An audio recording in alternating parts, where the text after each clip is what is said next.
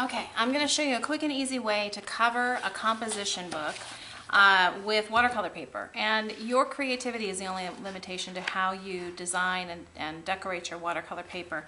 But this is a great way to cover just a standard school composition book. I use a double-sided pressure tape. So this is Scappa tape.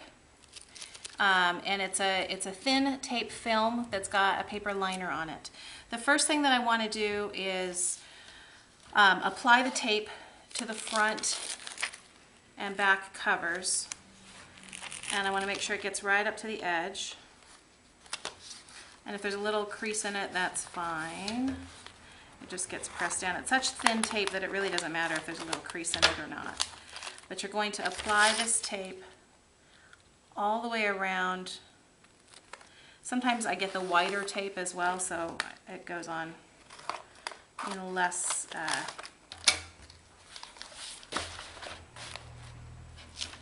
oops, I'll trim it off down here too so that I don't get it stuck to something else.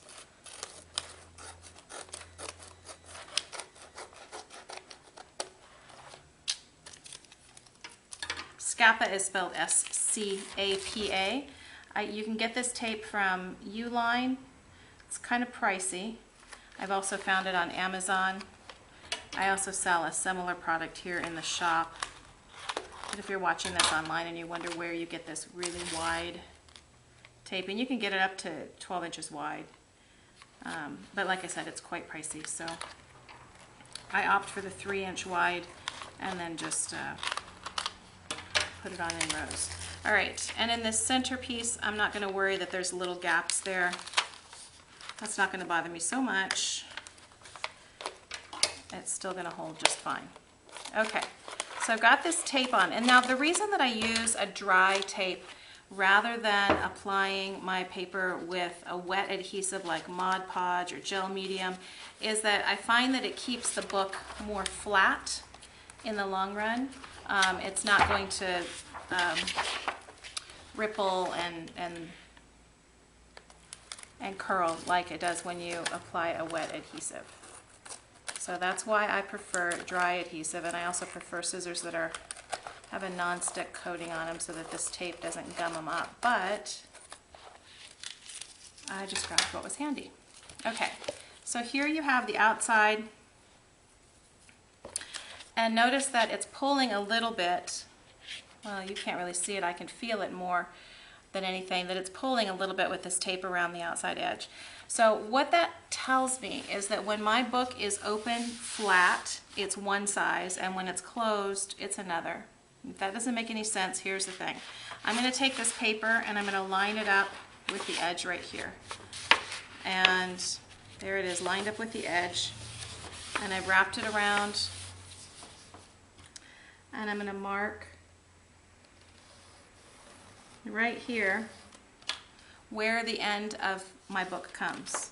And then I'm going to open it up, and I'm going to bring my, oh, look at that. There's a gap right there. And here's my line right there. It's lined up perfectly. So that means when I cut my paper for the cover, I need to cut it actually larger than when I have my book open flat like this. Okay? So that's what I'm going to do. I'm going to cut right at this line, and that means that my paper is going to be longer than my book is when it's opened up flat. Now, it's fine if I cut it even longer because then I can just trim it, but I don't want it to be shorter because I don't want any of this book to show underneath. Now, top to bottom, it doesn't change size at all, and so I can just cut it off to the right size, top to bottom. I could do this on a paper trimmer also, but for the ease of doing this quickly on video, I'm just going to do my best to cut in a straight line. Okay, and like I said, if it's a little bit larger, it's fine. I just don't want it to be a little bit smaller. Okay, so here is my watercolor paper that's going to go on the outside of my book. At this point, I would probably, before I apply it to my book, I would probably go ahead and do whatever design on here that I'm going to do. Probably I would use acrylic paints and layer things up and spray and do some really fun things. But again, for the sake of the video, I'm going to go ahead and apply it now. Next thing you need, which of course I don't have handy right here, is a bone folder or something to burnish the tape down. Okay, so I'm going to burnish the tape so that when I peel this liner off, the tape doesn't pull up with the liner itself. Like that. And that's only happening in this little wrinkle part that I got.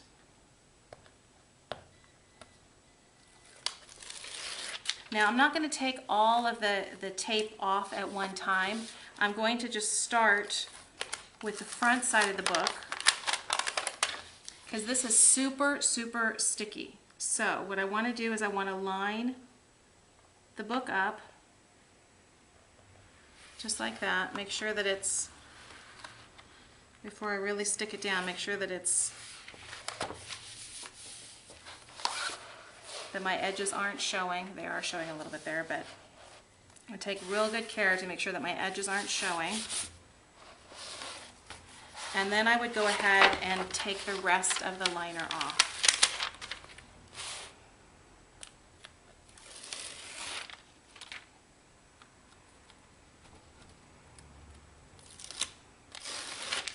That way I'm not dealing with a book that's super sticky, and I go ahead and fold the rest of that over. And now I have a blank canvas to start with.